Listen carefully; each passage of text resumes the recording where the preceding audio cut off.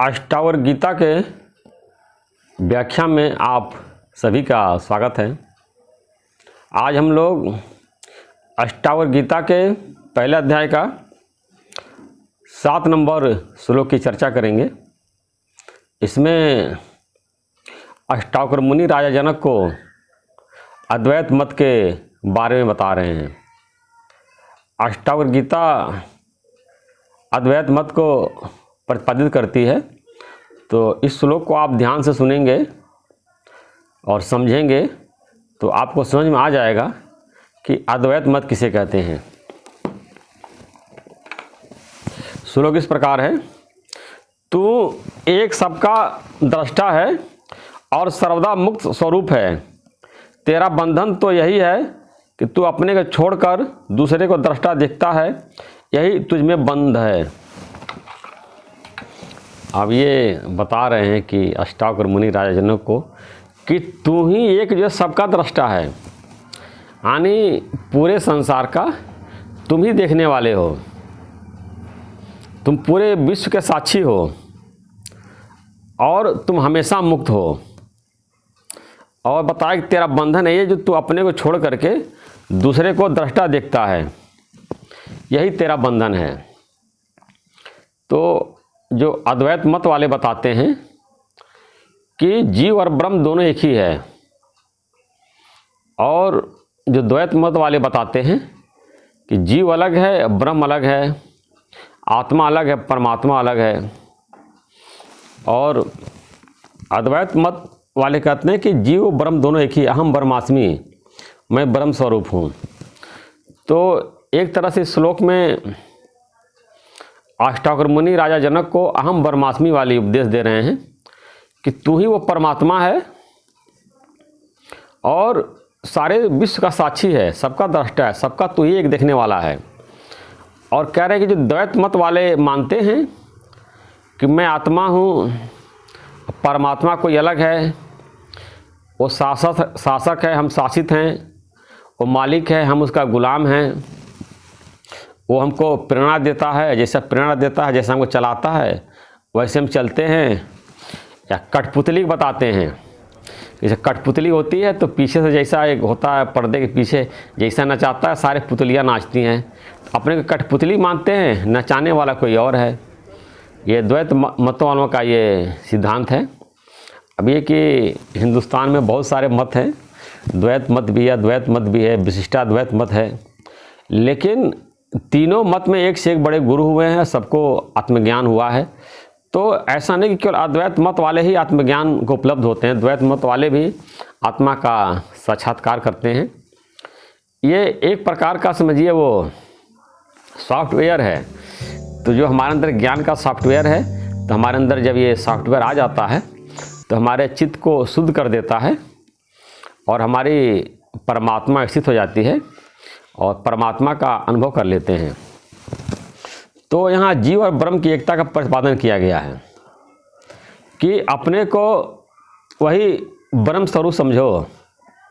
जैसे हमारे सत्संग में दादा भगवान बोलते थे, believe it not but you are God, मान न मान पर तू है भगवान। तो शुरू में जो देह अभिमानी होते हैं, जो अपने देह मानते हैं और उतनी विषय विकार उन्हें अंदर भरी रहती है, अपने भगवान मानते ही नहीं हैं, सोचते कि मेरे अंदर विषय विकार है और मैं इतना दुखी होता हूँ, सुखी होता हूँ, इतनी मलिनता भरी पड़ी है, तो हम भगवान कैसे हैं। तो भगवान आत्मा को बताया गया है, अयम आत्मा ब्रह्म, यह आत्मा ही ब्रह्म है। ये नहीं कि तुम्हारा जो शरीर है, 5 तत्व का जो विकारी शरीर है, वो भगवान नहीं है, क्योंकि शरीर में तो परिवर्तन हो रहा है, बचपन, जवानी, बुढ़ापा और मृत्यु। ये परिवर्तन राम के शरीर में भी था, भगवान कृष्ण के शरीर में भी था और भगवान बुद्ध के शरीर में था। जितने ही बड़े बड़े महापुरुष हुए हैं, सबका शरीर जो है उत्पन्न हुआ, फिर वृद्धि को प्राप्त हुआ, फिर विनाश को प्राप्त हुआ। तो जो अपरिवर्तनशील सत्ता है वही सारे विश्व का साक्षी है। अब बता रहे हैं अष्टावक्र मुनि तुम वही हो। और एक और भी बताते हैं बंधन का कारण जो है कि अद्वैत मत वाले ऐसा बताते हैं और योग वशिष्ठ आदि शास्त्रों में इसका उल्लेख है कि जब हम अपने आप को परमात्मा से अलग मानते हैं, कोई अस्तित्व बना करके बैठे हैं, तो यही अहंकार है, यही हमारे बंधन का कारण है। तो यही अष्टावक्र मुनि राजा जनक को बोध कर रहे हैं कि तुम एक ही सारे संसार का दृष्टा हो, पूरे विश्व का साक्षी हो। इसका मतलब है कि जो वो अपना अलग अस्तित्व बना करके बैठा है परमात्मा से, कि मैं अलग हूँ, भगवान अलग है, वो आत्मा परमात्मा को मिलाने की कोशिश कर रहे हैं।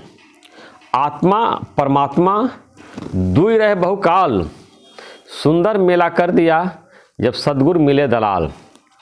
यही उनको अष्टावक्र मुनि जो है सद्गुरु मिले हुए हैं और उनके आत्मा को परमात्मा से मिलाने की कोशिश कर रहे हैं। और ज्ञान का मतलब है कि अपने को परमात्मा से मिला करके एक कर देना, अपने आत्मा को परमात्मा को मिला करके एक कर देना, मर्ज कर लेना, तभी जा कर के हमको कंप्लीट जो है मोक्ष की प्राप्ति होती है। ये अद्वैत मत के अनुसार जो है। और द्वैत मत वाले क्या है, उनकी फिलॉसफी अलग है, उससे हमको कोई मतलब नहीं है। और हम लोग का सत्संग, हमारे गुरु जी अद्वैत मत वाले हैं और अष्टावक्र गीता पूरा अद्वैत मत का ही प्रतिपादन करती है। तो ये सब समझना कि सब एक है, सारा यूनिवर्स जो है, आत्मा परमात्मा सब एक है। और हमने अहंकार बस अपने को शरीर मान करके, जीव मान करके एक अलग अस्तित्व बना रखा है, मैं को बना रखा है। उसी अहंकार को मिटाने के लिए, मैं को मिटाने के लिए ये अष्टावक्र मुनि राजा जनक को ये बोध दे रहे हैं कि तू ही एक अलग पूरे विश्व का साक्षी है। तुम ये न मानो कि मैं राजा जनक हूँ, इस देश का राजा हूँ, मैं एक शरीर हूँ, नहीं। ये आत्मबोध कराने के लिए बता रहे हैं कि जानो कि तुम एक ही हो। यानी मैं, तुम, आत्मा पर जितने संसार के लोग हैं सब एक ही आत्मा, सब एक ही हैं। या एक बहुत अच्छा अद्वैत मत में बताया जाता है कि जल और तरंग का यह सागर है, सागर में जो तरंगे हैं अलग अलग है लेकिन सब एक ही जल है। तो कई लोग बोलते हैं कितनी लहर है, बड़ी लहर है, छोटी लहर है, या झाग है, बुदबुद है, लेकिन ज्ञान के अनुसार देखा जाए तो सब जल है। ऐसे तरह तरह के नाना नाम रूप, शरीर, आकार, विकार, जितने प्रपंच जगह दिखाई दे रहे हैं, ये सब जो है सब उसी परमात्मा रूपी सागर के लहर हैं। तो अपने को लहर मानते हैं तो हमको ये अपने को छोटा हो जाते हैं, और अपने को जल मान लेते हैं, सागर मान लेते हैं, तो हम जो है वही विराट के स्वरूप हो जाते हैं। तो यही अष्टावक्र मुनि उनको बता रहे हैं, उसका विराट स्वरूप बता रहे हैं कि तुम पूरे विश्व का दृष्टा हो, एक ही हो, और सब लोग एक ही परमात्मा हैं, और उसी परमात्मा के सब लोग रूप हैं, सब ब्रह्म स्वरूप हैं। एक और आता है, घट जो है, घड़े के अंदर आकाश है, बाहर आकाश है, कमरे के अंदर आकाश है, बाहर आकाश है, घटाकाश, मठाकाश। घड़ा टूट जाता, अंदर बाहर का आकाश मिलकर एक हो जाता है। या मकान जब टूट जाता है तो मकान के अंदर का आकाश, मकान के बाहर का आकाश, दोनों मिलकर के एक हो जाता है। तो जब हमारा ये स्थूल शरीर है और सूक्ष्म शरीर है, जब देह अभिमान जो मैं मान करके बैठे हैं, अलग अस्तित्व बना करके बैठे हैं, जब हमारा अलग अस्तित्व, अलग हमारा मैं जो है, ये जब चली जाती है तब हम आकाशवत हो जाते हैं। आत्मा आकाशवत है, परमात्मा आकाशवत है, तो पूरी तरह से अपने आत्मा को परमात्मा में विलीन कर लेते हैं। इसको बोलते हैं ब्रह्मलीन। यानी शरीर नहीं, ये सूक्ष्म शरीर तो ज्ञान से धीरे धीरे ये खत्म हो जाता है। यह आत्मा को परमात्मा की एकता बताई गई है। अब बताते हैं कि अंतःकरण उपाधि करके ब्रह्म जीव है कहलाता। यानी हम लोग ब्रह्म स्वरूप हैं, लेकिन अंतःकरण की जो उपाधि आ गई है, इसके कारण ब्रह्म स्वरूप भूल करके हमने जीव मान लिया है। और जब अंतःकरण उपाधि हमारी छूट जाती है, ख़त्म हो जाती है, टूट जाती है, मिट जाती है, तब वही आकाश हो जाते हैं, परमात्मा का स्वरूप हो जाते हैं। तो ये ज्ञान जो है आत्मबोध कराने के लिए है, और इसको हमको अभ्यास करना है।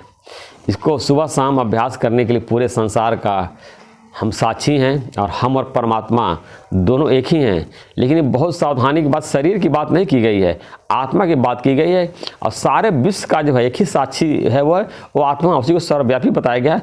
और वही तू है। तुम जो है अपने को उस अलग अस्तित्व बना करके न बैठो, ये परमात्मा अलग है, मैं अलग है। ये अद्वैत मत बताते हैं बंधन का कारण है। लेकिन जब हम अपने को परमात्मा से एकता कर लेते हैं, इसको बोलते हैं अभेद दर्शन। अभेद दृष्टि यानी मेरे में परमात्मा कोई भेद नहीं है, मैं और दोनों एक ही हूँ। इस तरह का जो है जब हमको ज्ञान प्राप्त हो जाता है तो अभय पद को प्राप्त कर लेते हैं।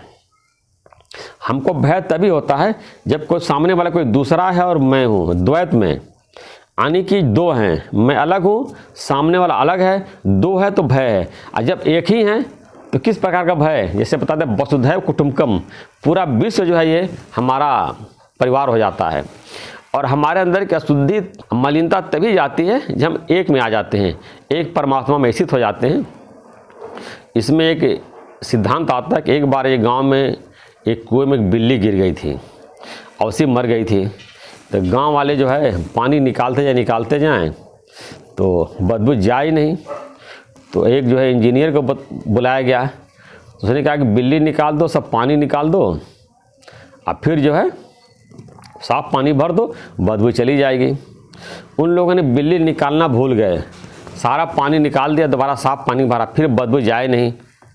इंजीनियर को फिर बुलाया गया, उसने देखा, पूछा कि क्या तुम लोगों ने बिल्ली निकाला? क्या बिल्ली नहीं, बिल्ली तो उसी में पड़ी है।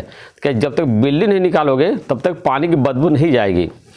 तो अद्वैत मंत्र बताते बिल्ली जो है ये हमारे द्वैत है।